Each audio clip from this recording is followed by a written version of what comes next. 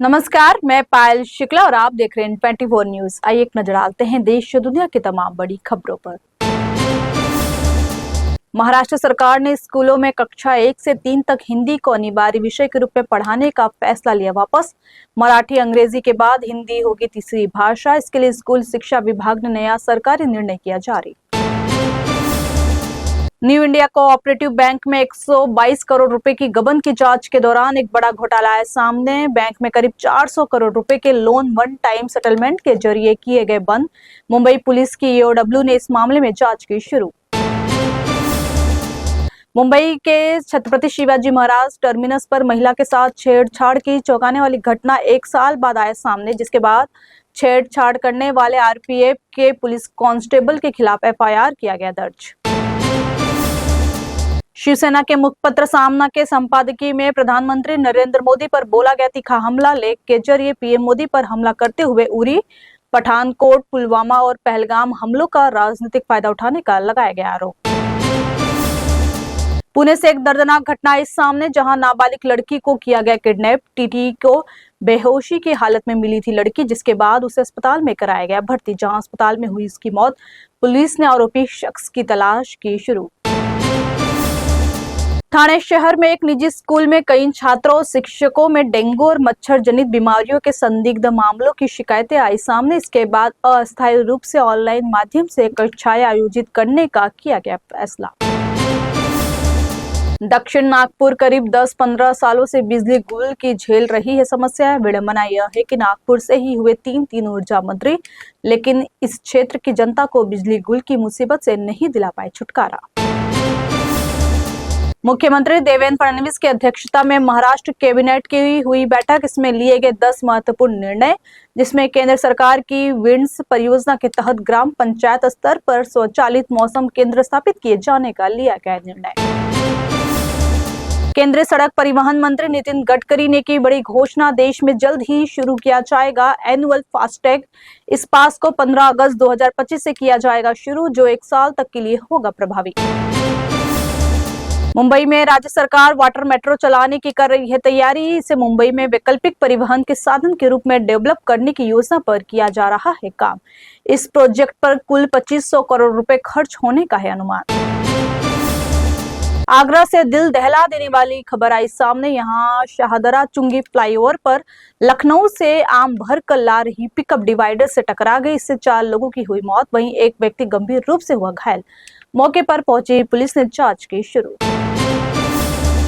Canada से प्रधानमंत्री नरेंद्र मोदी ने ट्रंप से फोन पर की बातचीत। इस बातचीत के दौरान ट्रंप ने किया स्पष्ट, ऑपरेशन सिंदूर पाकिस्तान के अनुरोध पर रोका गया था, न कि अमेरिका द्वारा मध्यस्थता या किसी व्यापार समझौते की पेशकश के कारण। लखनऊ में चोरी का एक हैरान करने वाला मामला आया सामने। यहाँ एक रिटायर्ड बैंक कर्मी के घर में घुसे चोरों ने पहले खाई मैगी, थोड़ी देर एसी में आराम करने के बाद कीमती सामान लेकर हुए फरार। घटना का वीडियो हुआ वायरल। पाकिस्तान के सेना प्रमुख जनरल आसिम मुनीर 5 दिनों की यात्रा पर पहुंचे अमेरिका, जहां वह अमेरिकी सेना की 250वीं वर्षगांठ के मौके पर आयोजित परेड में हुए शामिल। वहीं आज ट्रंप मुनीर के साथ करने वाले हैं लंच। इसे लेकर कांग्रेस नेता सरकार पर है हमलावर। ट्रंप मुनीर की मुलाकात को लेकर कांग्रेस महासचिव और सांसद जयराम रमेश ने प्रधानमंत्री नरेंद्र मोदी पर बोला बड़ा हमला। रमेश ने इसे सरकार की विदेश नीति की विफलता बताते हुए कहा, पीएम की बातों और सच्चाई में जमीन आसमान का होता है फर्क। अमेरिका के राष्ट्रपति डोनाल्ड ट्रंप और पाकिस्तान के आर्मी चीफ आसिम मुनीर की मुलाकात को लेकर यूबीडी सांसद प्रियंका चतुर्वेदी का बड़ा बयान। कहा, आश्चर्य नहीं हुआ क्योंकि डोनाल्ड ट्रंप का पूरा ध्यान अपने देश को ईरान के साथ युद्ध में ले जाने पर है और इसके लिए पाकिस्तान की आतंकवादी सेना की होगी जरूरत। उत्तराखंड के केदारनाथ में भूस्खलन की दर्दनाक घटना आई सामने। हादसे में 2 लोगों की हुई मौत, जबकि 3 अन्य हुए घायल। इसके अलावा एक व्यक्ति के लापता होने की मिली सूचना। उत्तर प्रदेश के बुलंदशहर में हुआ भीषण सड़क हादसा। अनियंत्रित होकर पुलिया से टकराई खाई में गिरी कार। हादसे में एक ही परिवार के 5 लोगों की मौत, जबकि एक महिला गंभीर रूप से हुई घायल। अहमदाबाद विमान हादसे में जीवित बचे एकमात्र व्यक्ति विश्वास कुमार को अस्पताल से मिली छुट्टी। 12 जून को हुए विमान हादसे में विमान में सवार एक व्यक्ति को छोड़कर सभी यात्रियों की हुई थी मौत। विमान में कुल 242 लोग थे सवार।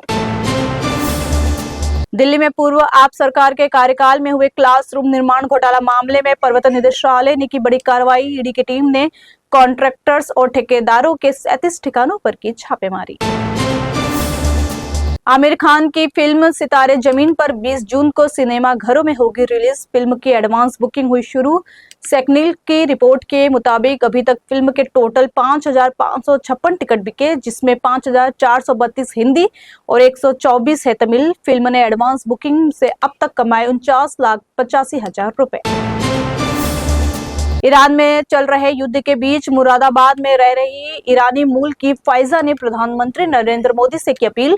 कहा, युद्धग्रस्त हमदान में रह रहे उनके माता पिता और परिवार से नहीं हो पा रहा संपर्क। उन्होंने प्रधानमंत्री मोदी से की अपील, ईरान और इजराइल के बीच शांति बहाल कराने में करे मध्यस्थता, ताकि बेगुनाहों की बचाई जा सके जान। इजराइल में लगातार बमबारी के कारण तेलंगाना के एक शख्स की हुई मौत। मृतक शख्स का नाम है रविंद्र। रविंद्र इजराइल में विजिट वीजा पर कर रहे थे पार्ट टाइम जॉब। मृतक की पत्नी विजय लक्ष्मी ने तेलंगाना सरकार और केंद्र से अपने पति के शव को वापस लाने में मदद की अपील की। पाकिस्तान में पेशावर से क्वेटा जा रही जाफर एक्सप्रेस पर हुआ हमला। विस्फोट के बाद ट्रेन के 4 डिब्बों की पटरी से उतरने की खबर। हादसे में कुछ यात्रियों को आई गंभीर चोटें। मौके पर पहुंचे पुलिस और सुरक्षा बल ने पूरे इलाके को घेर कर जांच की शुरू। ईरान के सर्वोच्च नेता अयतुल्लाह अली खामेनेई ने इजराइल के खिलाफ जंग का किया ऐलान। खामेनेई ने किया स्पष्ट, वह यहूदी शासन पर किसी भी प्रकार की नहीं दिखाएंगे दया। इस बीच ईरान ने इजराइल पर अपने सबसे खतरनाक हथियार फतेह मिसाइल से शुरू किया हमला। फिलहाल के लिए इतना ही। देश और दुनिया के तमाम बड़ी खबरों के लिए जुड़े रहिए N24 न्यूज से। साथ ही N24 न्यूज के social media platform YouTube, Instagram और फेसबुक को लाइक, सब्सक्राइब और शेयर करना ना भूलें।